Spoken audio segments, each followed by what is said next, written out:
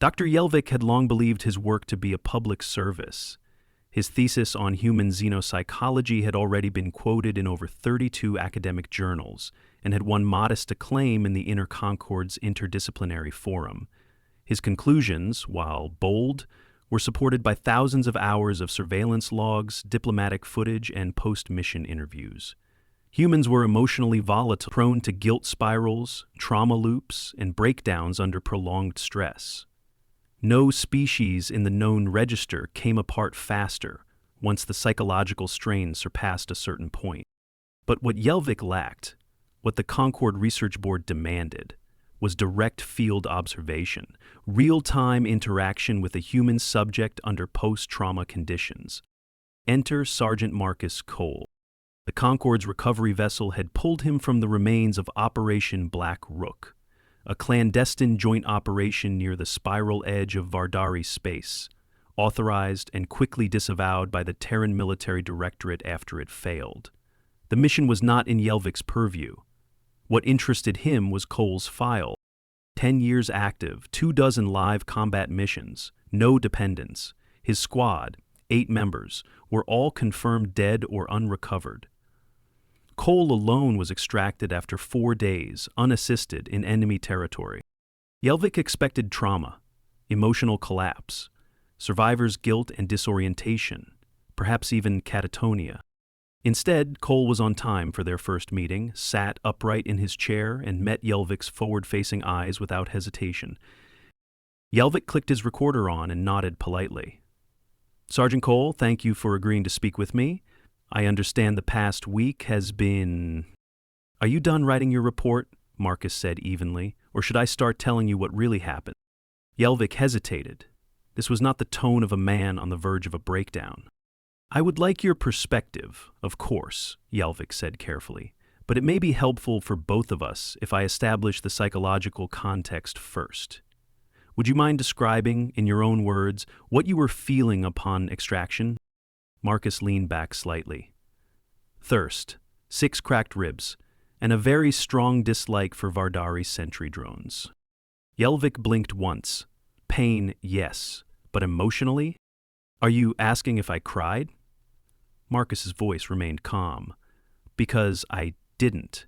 I did vomit on the deck when the glowland came off, but I think that was the morphine kicking in." "No," Yelvik said slowly.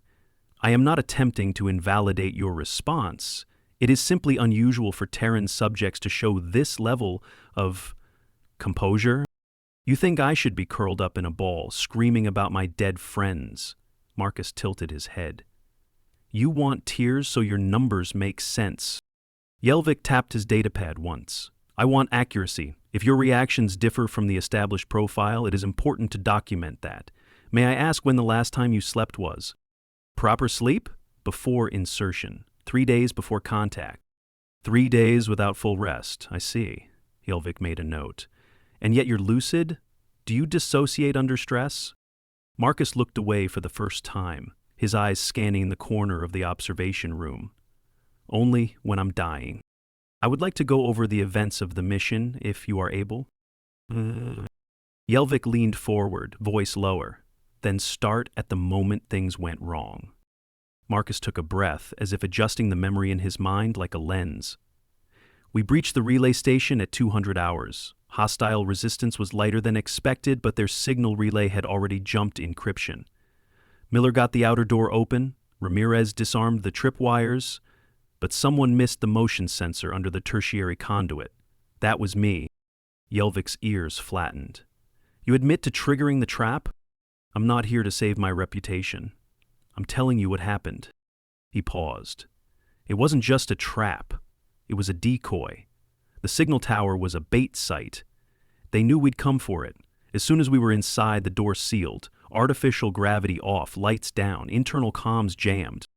"Matches the recovery logs," Yelvik confirmed. "Please continue." "I put Miller's body between me and the vent blast. Took the first burst but saved my faceplate. No air in that room. Just heat and static.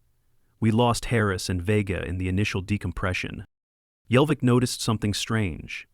Marcus was describing the deaths of teammates with the same tone someone might use to describe bad weather.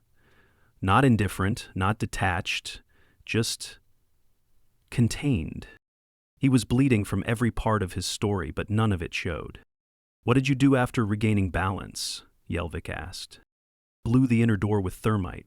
We shouldn't have been carrying that much, but Ramirez was paranoid." He exhaled softly. "He died 10 minutes later from shrapnel, internal bleed. I gave him morphine." "Did you attempt resuscitation?" Marcus shook his head. "No lungs left. Half his ribcage was gone." Yelvik flinched. "Forgive me. That's hard to hear, I know." They sat in silence for a moment.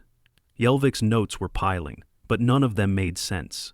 This wasn't trauma suppression. Marcus remembered every detail, every face, and his voice didn't shake once. "Sergeant Cole," Yelvik said finally, "you are not displaying any of the psychological markers I anticipated. How are you processing this?" Marcus gave a small shrug. "I'll feel it later, not now. Right now, you need a report, and I need people to know this wasn't a failed mission." Yelvik blinked. "Your objectives were not achieved. The station is destroyed. Your team is..." "Not a failed mission," Marcus said again, "because I got out with the one piece of intel that mattered, the one thing the Directorate never knew."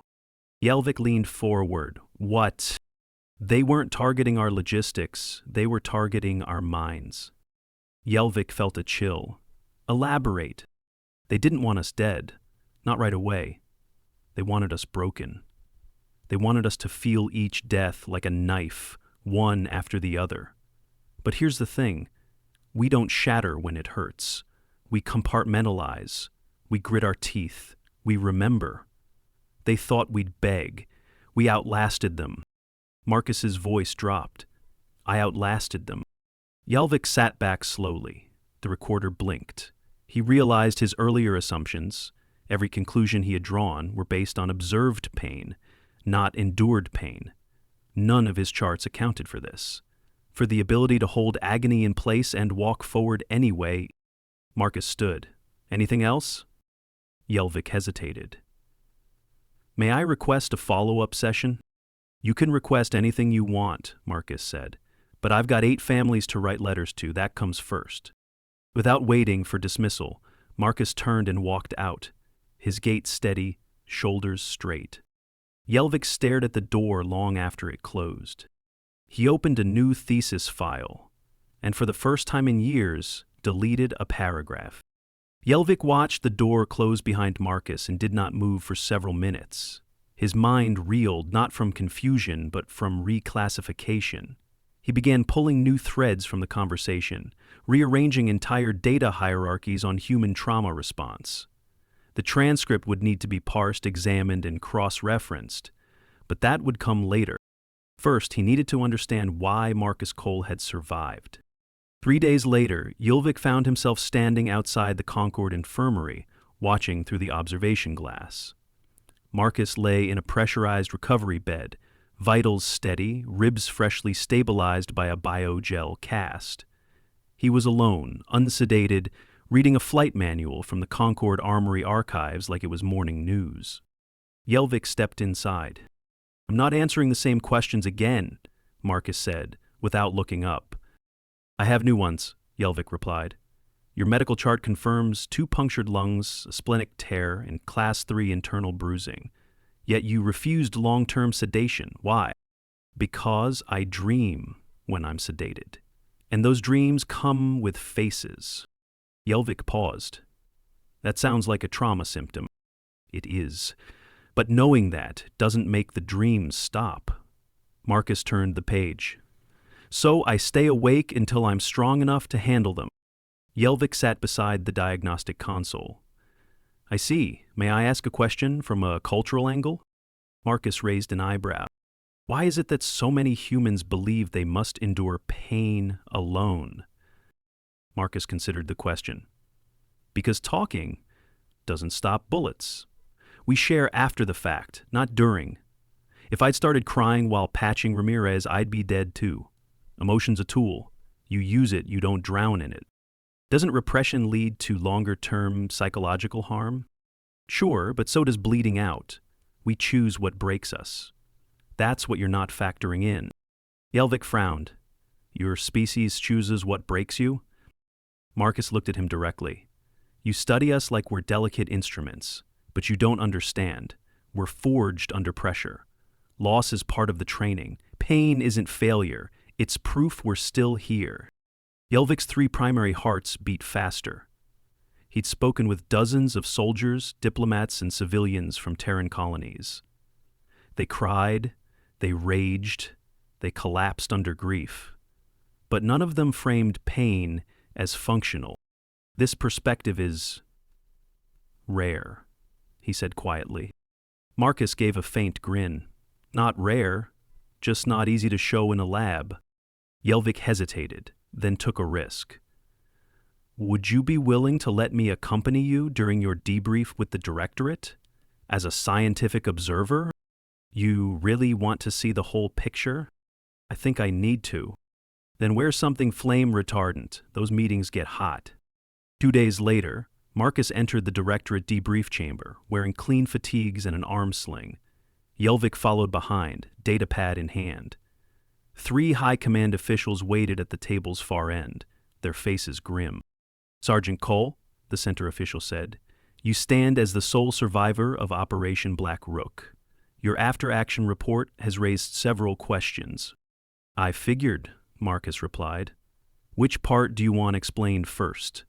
The part where you gave us bad intel, or the part where I got out anyway? One of the officials narrowed his eyes. Watch your tone, Sergeant. My tone kept me alive. You might want to study it. Yelvik watched with growing fascination. Marcus wasn't defiant for defiance's sake. He calibrated each response, pressed when needed, withdrew when strategic. It was command presence forged in crisis, now weaponized in a room full of suits. The data you retrieved from the Vardari base, the leftmost official asked, is it accurate? Unless they faked 14 hours of command logs and sensor signatures just to confuse one sergeant bleeding from his lungs, yes, it's accurate. The center official interjected. You're suggesting a new front in this war. Psychological sabotage. That's a serious claim. I lived it. So did 8 others. You just didn't bring them home. That sentence landed like a stone. Yelvik tensed, expecting retaliation. Instead, the officials leaned back in silence. Marcus pressed forward. The Vardari didn't care about our hardware. They studied us, knew how we'd move. They built a tomb and waited, not to kill, to break. And yet, the official muttered, you weren't broken. No, Marcus said. Because I'm not alone.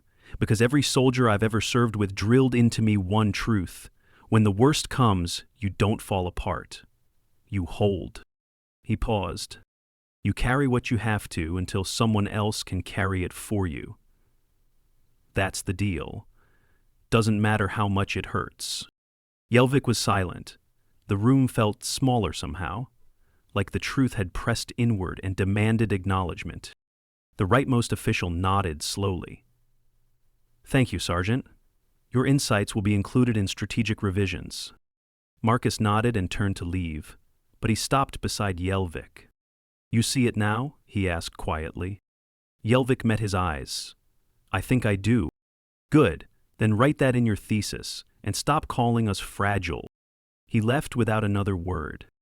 Yelvik stared at the empty seat. The recording panel blinked red, then stopped.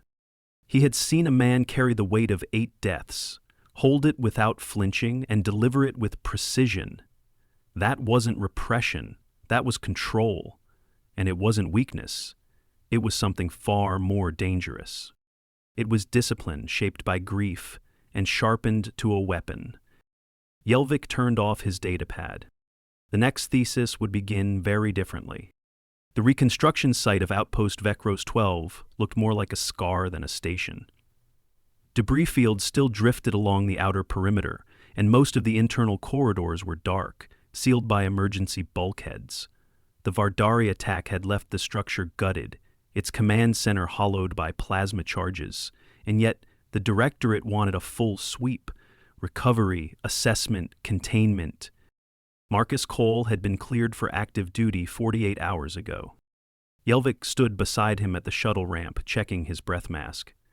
"Are you certain this is advisable? You were recently—" "I know how recently. I read my chart too." Marcus clicked his helmet into place. "If you're still collecting data, you'll want to see what field clearance looks like after a breakdown. I don't believe you experienced a breakdown. Not the kind you measure, but it left cracks. I just know how to work around them." The Concorde shuttle docked with a groan and released its magnetic seal. Inside, the air was stale, electrically dry, the kind of atmosphere left behind by life support that had run too long on backup power. Yelvik followed Marcus into the corridor, recording as he went. "What do you expect to find?" "Not intel. This place was hit for a message." Marcus flicked his light upward, illuminating gashes in the ceiling. "We're here to answer it." Yelvik paused beside a scorched bulkhead. "I must admit, your culture's instinct to return to sites of trauma is difficult to understand." Marcus stepped through the wreckage. "We go back because we have to, not for closure, for clarity. Something about walking through it makes the pieces line up." They found the first body in the command corridor. Frozen, partially armored, the faceplate had shattered inward.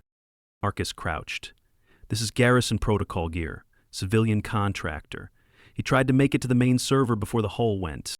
Yelvik watched Marcus's hands move. Gentle, practiced, not detachment, ritual. "You knew him?" "No." Marcus stood. "But I've known enough like him to finish the picture." The server room was sealed under 4 layers of burned steel. Marcus bypassed each with surgical precision, not hesitating once. Yelvik found himself marveling. This was not a man pushing through trauma, this was a man using it. Inside, the server racks were mostly slag, but one console blinked faintly, buried under carbon scoring and melted fiber. Marcus approached it like an altar. "Cover me." Yelvik turned back to the wall, pulse rising. "From what?" "Not sure, but the Vardari don't leave survivors by accident." Marcus jacked into the console and began running a bypass sequence. The room buzzed faintly. A second later, the screen flared to life, displaying garbled command logs. Embedded in the code were fragments of something more dangerous. Neural pattern maps. Human ones. Cognitive layout scans. Memory imprints. Yelvik's throat tightened. "This isn't sabotage data. This is a prototype." Marcus's voice was flat. "They're mapping how we break, not just to exploit it, to mimic it, maybe even simulate." Yelvik stepped forward. "You're saying the Vardari are building psychological warfare programs based on human pain profiles?" "They want to build us," Marcus replied, "or something close enough to guess our moves before we make them." The power grid flickered. Yelvik turned to the doorway. "We should leave. Now." Marcus didn't argue. He pulled the console's core node, secured it to his armor, and turned for the exit. "Keep your mask tight. They might have laced the vents with neural disruptors." The return through the darkened halls felt tighter, the air heavier. Twice they passed corpses frozen mid-run, their fingers clawing toward sealed hatches. Marcus didn't flinch. At the docking bay, the shuttle was waiting, but its outer panel was open. Marcus stopped cold. "They're here," he said. Before Yelvik could ask who, the corridor lights snapped to full brightness. Vardari? 3 of them emerged from the shadows. Tall, inorganic armor, no weapons drawn. The led one spoke, voice synthesized. "We studied your grief." Marcus stepped forward, between Yelvik and the threat. "Then you know this is a bad time to be in my way. We calculated your limits, your thresholds. You should be paralyzed." Marcus smiled. "You studied breakdowns, but you never learned what happens after." He moved first. The fight lasted 19 seconds. Marcus didn't aim to kill.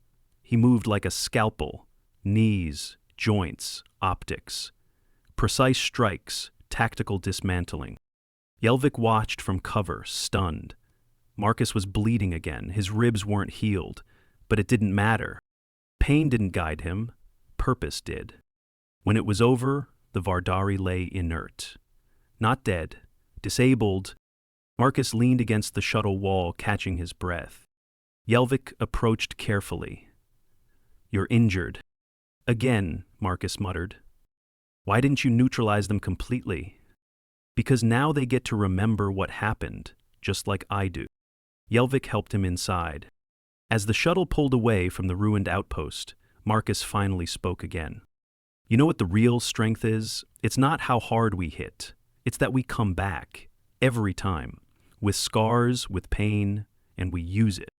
Yelvik nodded slowly. "I see that now." "No," Marcus corrected him. "You felt it. That's the difference. You can't study us from glass. You have to bleed with us." Yelvik made no reply. He looked at Marcus, not as a subject, but as something rarer, a data point that refused to fit the graph. His thesis was evolving again, and for the first time he understood that the real measurement wasn't resilience, it was return. Marcus Cole sat on the shuttle floor, helmet still strapped on and one heavy foot resting on its toe. The console node he'd salvaged glowed dimly in his lap. Yelvik hovered nearby, hesitant, waiting for some kind of sign. Breakdown, collapse, anything, but found nothing except presentness. It was dawn outside the shuttle port, though the Concorde docking bay offered no view of the sky. Still, Yelvik sensed the change in artificial light. Softer, cooler, quieter. It felt like a beginning. Marcus cleared his throat, his voice low. "Do you want to talk now?" Yelvik exhaled, nearly empty. Yes, I do." Back aboard the Embassy of Peace, they moved to a secure debrief chamber overlooking a calm atrium of hanging biolights.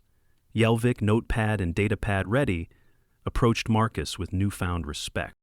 "Sergeant," he said, a tight smile on his face, "thank you for letting me observe firsthand." Marcus inclined his head. "Do you want to know what happened next?" "Yes." The Directorate wanted to spin the intel. They wanted to present it in bite-sized conclusions. Psych war is viable. Vardari hurt us emotionally first. He paused, closing his eyes. "I didn't let them. I demanded they read the neural map evidence directly into the public logs. It'll change the war." "Your boardmates accepted that?" Yelvik asked.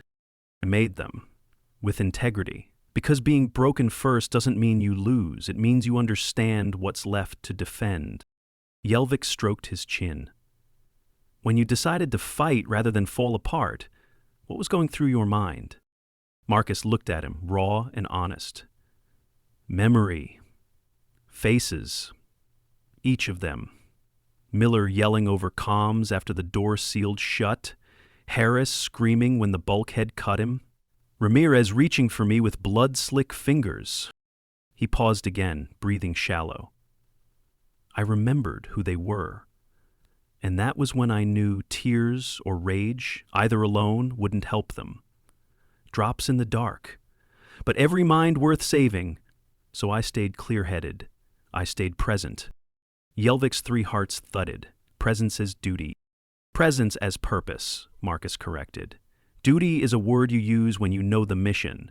Purpose is a word you use when you know the stakes." That evening, Yelvik sat in his apartment overlooking the Ocean City spires. Conquered moonlight shone in silver arcs across his desktop. He stared at the cursor blinking between two paragraphs on his draft. Problematic paragraph: humans emotionally fragile under extreme stress. Break once trauma exceeds a species-specific threshold. He deleted it again. Then he rewrote. Humans do break. Emotionally, physically, mentally. Yet they possess a capacity to choose timing and distance, to hold pain in place, to act in spite of it. Their suffering becomes a tool, sharpened with precision. Traumatic threshold is not the end, it is the opening. Humans compartmentalize not to avoid pain, but to channel it. Grief becomes a fuel tank, regret becomes calibration, fear becomes strategy. What breaks them becomes what they wield. Human resilience is not defined by lack of collapse. It is defined by return, by scars carried as memory weapons. Yelvik leaned back, clasping his hands behind his head. He thought of Marcus's quiet correction, presence as purpose, and how that presence meant persistence. The next morning, Yelvik accompanied Marcus to the final review of his department's xenopsychology recommendations.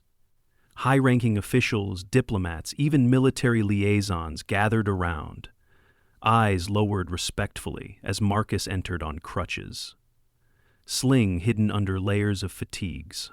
He delivered his closing statement to hushed silence. We are not fragile. We are not brittle. We are wounded. We are not broken. The Vardari attacked our hearts, but they taught us how to stand. That knowledge is now ours to weaponize, not toward vengeance, but understanding. Today, we fight with clarity, because we have been forced to look inside. The room stayed still. Then, one by one, they rose. Applause echoed under the dome of the chamber. It was not polite diplomatic clapping. It was respect, earned to the last breath. Yelvik watched, tears glinting under alien starlight, as the man he once came to study closed the discussion. He stepped forward. I will be presenting our revised theses at the Inner Concord Symposium next month. Your testimony will be included verbatim, with your permission. Marcus nodded. Use it all. Yelvik offered him a steady look. Sergeant, may I call you Marcus? You already did. Months later, the symposium overflowed with delegates, scholars, and military attachés. Yelvik stood behind the podium, holographic graphs projecting behind him. The speech wasn't cheerful. It wasn't sensational. It was unflinching. Xenopsychology must evolve, from cataloging trauma to analyzing tactical pain. We must measure not only the collapse but the architecture of return. We have learned from one soldier that emotional fragility can coexist with strategic clarity, that grief can be compartmentalized not to mask breakdown, but to preserve mission, that purpose can hold pain in place until action becomes imperative. He paused, glancing down the hall. Marcus sat in the front row, prosthetic hand resting on his knee.